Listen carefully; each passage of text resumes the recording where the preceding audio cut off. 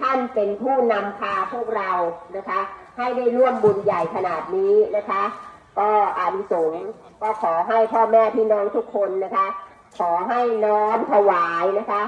ขอให้เทพเทวาอารักษ์สิ่งศักดิ์สิทธิ์ทั้งหลายนะคะบุญกุศลที่พวกเราข้าพเจ้าทั้งหลายที่ได้ร่วมกันกระทำมานะคะขอถวายแด่องค์หลวงปู่เมืองนะคะขอให้ท่านจงมี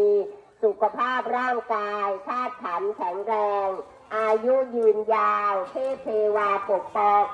องคุ้มครองรักษาองค์ท่านนะคะขอให้ท่านได้สืบศาสนาอยู่คู่กับประเทศไทยตราบนานเท่านานสาธุสาธุสาธุมีคนมาถามนะคะว่า